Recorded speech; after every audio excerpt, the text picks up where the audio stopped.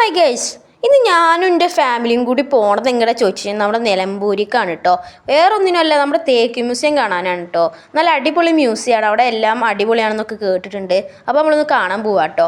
ഈ പാലത്തിൻ്റെ പണി ഞാൻ ജനിച്ചപ്പോൾ ഒന്ന് തുടങ്ങിയത്, ഇതുവരെയായിട്ടും കഴിഞ്ഞിട്ടില്ല. അങ്ങനെ റെയിൽവേ സ്റ്റേഷനിലെത്തി ഞങ്ങൾ പ്ലാറ്റ്ഫോം 3 നടന്നു കേട്ടോ. അവിടെ എത്തിയിട്ട് ഞങ്ങൾ ട്രെയിനിലും കയറി, നല്ല കാടും മരങ്ങളൊക്കെ കണ്ട് ഞങ്ങൾ നേരെ പോയി നിലമ്പൂരിക്ക്. അവിടെ എത്തിയപ്പോൾ ഉണ്ട് സ്റ്റേഷൻ്റെ പുറത്ത് നല്ല മഴ. പിന്നെ ഞങ്ങൾ വണ്ടിയും വിളിച്ച് നേരെ പോയത് ഫുഡ് കഴിക്കാനാണ് കേട്ടോ.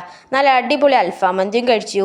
എന്നിട്ട് നമ്മൾ നേരെ പോയി നല്ല മൗണ്ടൻ ഡ്യൂവും കൂടി കുടിച്ചു കേട്ടോ. അങ്ങനെ ഞങ്ങൾ നേരെ തേക്ക് മ്യൂസിയത്തിൽ എത്തിയിട്ടാ. എന്നിട്ട് ഞങ്ങൾ പോയിക്കൊണ്ടിരിക്കുമ്പോഴാണ് ഈ സ്നേഹപ്പെട്ട കാഴ്ച കണ്ടത്. ഓ, എന്താ സ്നേഹം! നമ്മുടെ തേക്ക് മ്യൂസിയത്തിൻ്റെ മുന്നിലാണെങ്കിൽ ഒരു തേക്ക് മരത്തിൻ്റെ വേരുകൾ ഇങ്ങനെ തലകുത്തി നിർത്തിക്കണ കണ്ടു കേട്ടോ. ആദ്യം കണ്ടപ്പോൾ ആർട്ടിഫിഷ്യലാണ് തോന്നിയെങ്കിൽ അത് ശരിക്കും നാച്ചുറലാണ് കേട്ടോ. ശരിക്കുള്ള തേക്കിൽ നിന്ന് ഉണ്ടാക്കിയതാണ്. പിന്നെ കുറേ ഫോട്ടോസും പിക്ചേഴ്സും പെയിൻറ്റിങ്സൊക്കെ കണ്ടു. അതിൽ ഓരോ തേക്കിൻ്റെ വർഷവും ജീവിച്ച വർഷമൊക്കെ എഴുതി വെച്ചിട്ടുണ്ട്. പിന്നെ ഇങ്ങനെ ഒരു ഫോട്ടോ സ്പോട്ട് കണ്ടു കേട്ടോ. ചുറ്റും നല്ല തേക്ക് മരങ്ങളായിട്ട്, ഇതൊക്കെ ശരിക്കുള്ള തേക്കാണ് കേട്ടോ.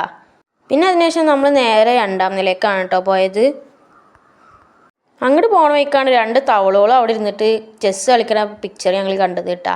പിന്നെ അവിടെ 2ാം നില പോയപ്പോൾ അതിൻ്റെ ഉള്ളിൽ ജീവിക്കണ കുറേ ജീവികളുടെ ഫോട്ടോസും അങ്ങനെ കുറേ കണ്ടു. പിന്നെ അതുകൊണ്ട് ഉണ്ടാക്കിയ കുറേ സാധനങ്ങളൊക്കെ കണ്ടു കേട്ടോ. ഇതൊക്കെ തേക്കൊണ്ട് ഉണ്ടാക്കിയതാണ് കേട്ടോ. പിന്നെ തേക്കൊണ്ട് മാത്രം ഉണ്ടാക്കിയ സ്ട്രക്ചർ കണ്ടു കേട്ടോ. ഓ, എന്ത് അടിപൊളിയായിരുന്ന സ്ട്രക്ചറാണെന്നറിയോ. അത്രയ്ക്ക് അടിപൊളി സ്ട്രക്ചറായിരുന്നു, അത്രയ്ക്ക് രസമായിരുന്നു അതൊക്കെ കാണാൻ. പിന്നെ ശരിക്കുള്ള തേക്കൊണ്ട് ഉണ്ടാക്കിയ കുറേ ഫേർണിച്ചേഴ്സൊക്കെ കണ്ടു. ഇതിൽ 100% തേക്ക് മാത്രമാണെന്നാണ് അവർ പറയുന്നത്, വേറെ ഒന്നുമില്ല അതിൽ. പിന്നെ തേക്കൊണ്ട് ഉണ്ടാക്കിയ കുറേ ആയുധങ്ങളും കണ്ടു. പിന്നെ തേക്കിന് വരാൻ സാധ്യതയുള്ള കുറേ അസുഖങ്ങളും വന്നിരിക്കുന്ന അസുഖങ്ങളൊക്കെ കാണിച്ചു തന്നു. എന്തുകൊണ്ടാണ് ഈ തേക്കൊക്കെ ഇങ്ങനെ പെട്ടെന്ന് അസുഖമായി പോകണമെന്നൊക്കെ കാണിച്ചു തന്നു. പിന്നെ പഴയകാല കൃഷിക്കാർ യൂസ് ചെയ്തിരുന്ന കുറച്ച് ടൂൾസും കണ്ട് ഞങ്ങൾ നേരെ KSRTC ബസ് സ്റ്റാൻഡിലേക്ക് പോയിട്ടാണ്. അവിടെ പോയപ്പോൾ ഞങ്ങൾ പോവാൻ ഉദ്ദേശിച്ച ബസ് പോയിരുന്നു. അടുത്ത ബസ്സിനായിട്ട് 1.5 മണിക്കൂർ ഞങ്ങൾ കാത്തിരിക്കണം. അങ്ങനെ 1.5 മണിക്കൂറും കഴിഞ്ഞ് ബസ്സും വന്ന് ഞങ്ങൾ നേരെ വീട്ടിൽ പോയിട്ടാ. അപ്പോൾ ഇന്ന് ഇത്രയേ ഉള്ളൂ, ബാക്കി നാളെ.